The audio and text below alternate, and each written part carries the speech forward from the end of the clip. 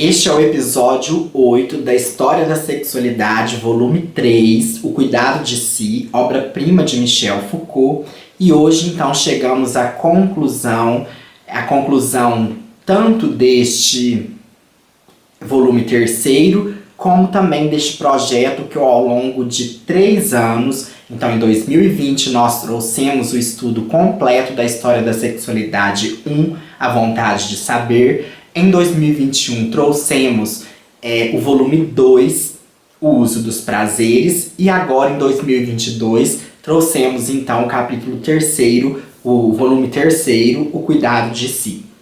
Teremos alguns vídeos, ainda um trabalho a ser feito com o volume 4º, que foi publicado póstumamente, A Morte de Michel Foucault.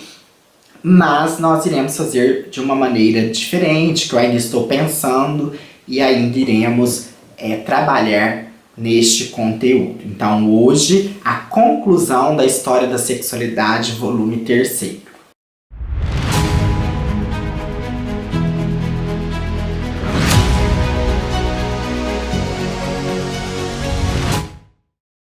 Antes de passarmos para a conclusão do volume 3º, O Cuidado de Si, da História da Sexualidade de Michel Foucault, vamos fazer um breve resgate dos 3 volumes. No primeiro volume, A Vontade de Saber, Foucault traz ali o século XVI, o século XVII, nessa cultura ocidental, Europa, principalmente, e nós vamos perceber que há uma vontade de saber. O que é essa expressão que ele denomina o volume primeiro? Há um momento em que o interesse pelo sexo e pela sexualidade, enquanto uma palavra denominando aí essa capacidade, essa faculdade, esse instinto do ser humano, ela nasce. No volume 2, O Uso dos Prazeres, ele volta aos gregos clássicos, antes de Cristo, para retomar aí, o uso dos afrodisíacos, a econômica, a dietética, o oikos, a economia ali da casa, do lar, os rapazes, o amor pelos rapazes, a mulher, o casamento, tudo isso na moral grega. No volume 3º, que é esse que estamos finalizando, ele traz ali os primeiros séculos da era cristã, nessa passagem da Grécia para Roma, para uma cultura latina. Então ele traz esse cuidado de si, onde o conceito de sujeito vai emergir ainda mais forte.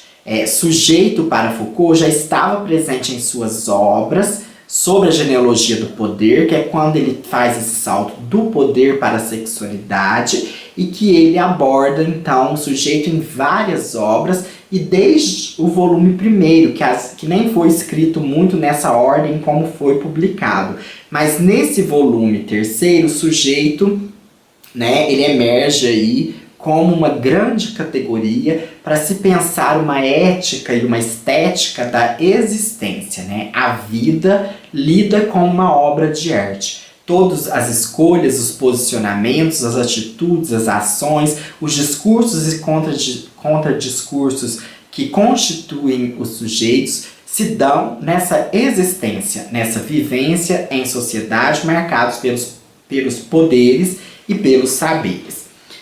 Foucault abre da seguinte forma a conclusão: toda uma reflexão moral sobre a atividade sexual e seus prazeres parecem marcar, nos 2 primeiros séculos de nossa era, um certo reforço dos temas de austeridade. Médicos inquietam-se com os efeitos da prática sexual, recomendam de bom grado a abstenção e declaram preferir a virgindade ao uso dos prazeres.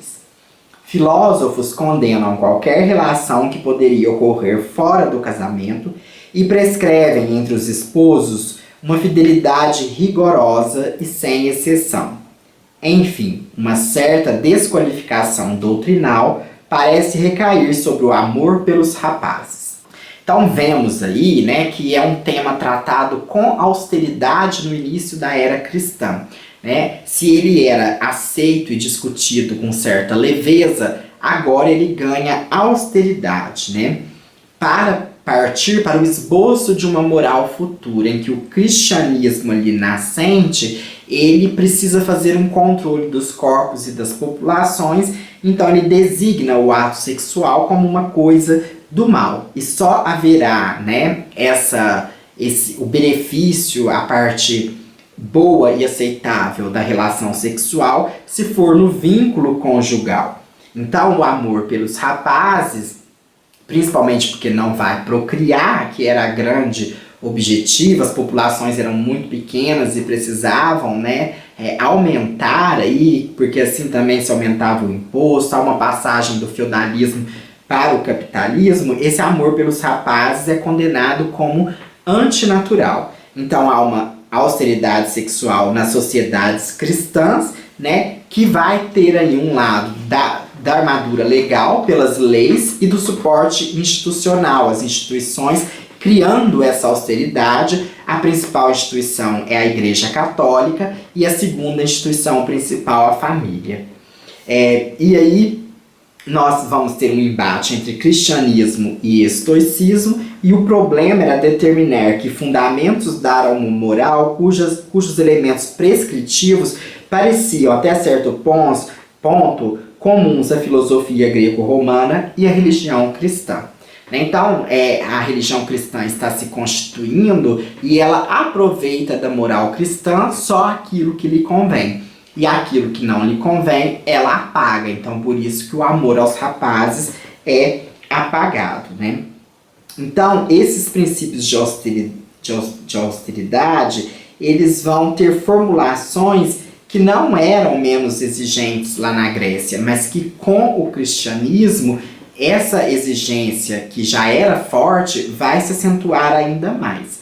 Então Foucault diz assim, no final das contas, vimos que o ato sexual parece ter sido considerado desde há muito tempo como perigoso, difícil de ser dominado e custoso.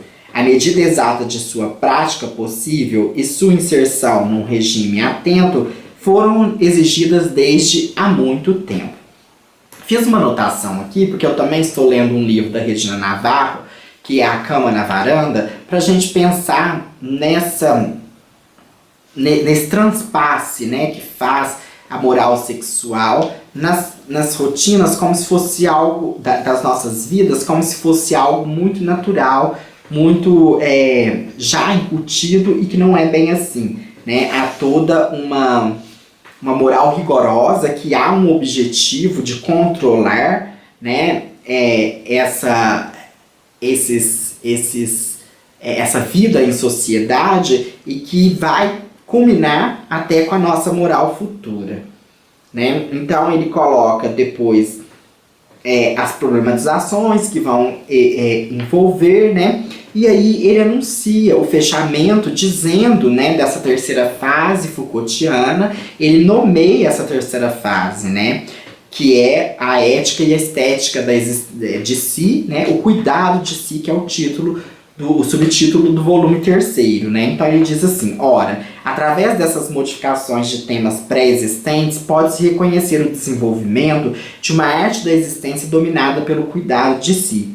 Essa arte de si mesmo já não insiste tanto sobre os excessos aos quais é possível entregar-se e que conviria dominar para exercer sua dominação sobre os outros. Ela sublinha cada vez mais a fragilidade do indivíduo em relação aos diversos males que a atividade sexual pode suscitar. Ela também sublinha a necessidade de submeter esta última a uma forma universal pela qual se está ligado e que, para todos os humanos, se fundamenta ao mesmo tempo em natureza e em razão. Ela acentua igualmente a importância em desenvolver todas as práticas e todos os exercícios pelos quais pode-se manter o controle sobre si e chegar, no final das contas, a um puro gozo de si. Não é a acentuação das formas de interdição que está na origem dessas modificações de moral sexual. É o desenvolvimento de uma arte da existência que gravita em torno da questão de si mesmo, de sua própria dependência e independência, de sua forma universal e do vínculo que se pode e deve se estabelecer com os outros, dos procedimentos pelos quais exerce o controle sobre si próprio e da maneira pela qual se pode estabelecer a plena soberania sobre si. Então, há aqui, nessa citação, né, uma corroboração, uma confirmação de que Foucault está trabalhando em todas as suas obras, mesmo quando fala do poder, toda a temática que ele vai pesquisar, em um sujeito soberano, em um sujeito que conhece a si, em um sujeito que busca esse exercício, esse posicionamento através do si mesmo, né? Então é importante as reflexões de Foucault até para nós mesmos, no sentido de uma psicanálise, mas não uma psicanálise lá freudiana, lacaniana, uma psicanálise do sujeito, olhando o seu inconsciente, mas tornando-se consciente. Um sujeito que faz uma análise de si, da sua psique, na historicidade em que ele está inserido, né? As marcas da história, do poder, do saber, constituem esse sujeito e ele passa, quando ele passa a enxergá-las, ele desenvolve a soberania de si mesmo. Então, desenvolve-se uma ética dos prazeres, né? Os prazeres não estão errados, não são negados, não são infernais, mas há todo um desenvolvimento que estabelece regras próprias que vai variar da sociedade, das intenções, dos objetivos, das famílias, né? Das formações discursivas em que estão escritas essas famílias, se é uma família conservadora é uma moral, se é uma família mais libertária é outra moral. Então é uma problematização e uma inquietação que vão juntas, né? Que é o questionamento e a vigilância. E para finalizar, ele retoma esse sujeito soberano, que é um sujeito de saber e de poder, dizendo que essas morais definirão outras modalidades da relação consigo. Uma caracterização da substância ética a partir da finitude da queda e do mal. Um modo de sujeição na forma da obediência a uma lei geral que é ao mesmo tempo vontade de um Deus pessoal. Um tipo de trabalho sobre si que implica decifração da alma e hermenêutica purificadora dos desejos. Um modo de realização ética que tende à renúncia a si. Os elementos do código concernentes à economia dos prazeres, à fidelidade conjugal, às relações entre homens, poderão muito bem permanecer análogos. Eles, então, farão parte de uma ética profundamente remanejada e de uma outra maneira de constituir a si mesmo enquanto sujeito moral de suas próprias condutas sexuais. Então, Foucault, quando ele traz essa questão da finitude do homem, ele está pensando no sujeito que constitui, busca, posiciona-se, mas um dia morre.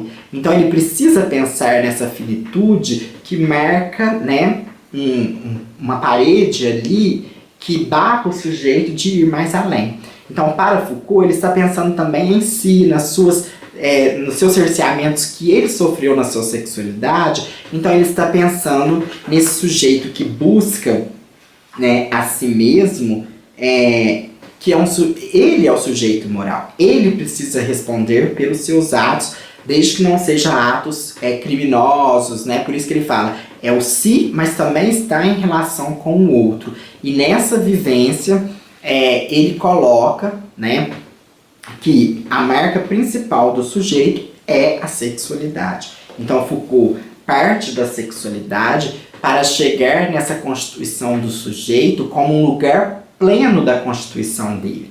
Porque é instintivo, é natural e não há como negar. Então, se não há como negar, é aí que o sujeito se marca. O sujeito fala de si mesmo através da sua atitude sexual, da sua atitude na sua sexualidade. É por isso que a sexualidade dos outros incomoda muitas pessoas, porque fala muito de si, de uma forma neutra, de uma forma corajosa, de uma forma verdadeira. E se há verdade, há uma resistência dos poderes ditos hegemônicos. E aí é que, conhecendo a si mesmo, o sujeito rompe essa hegemonia e vive um exercício de liberdade. E assim, então, finalizamos com esse pensamento maravilhoso, essas reflexões interessantíssimas, profundas, que precisam ser lidas e relidas, revistas, reanalisadas, que a gente possa trazer aqui mais discussões através de todo esses 3 anos de curso da história da sexualidade. Agradeço a você se acompanhou até o final e deixe aí para nós o seu feedback do que achou deste curso que hoje se finaliza, porque o volume 4º será uma outra formação que traremos.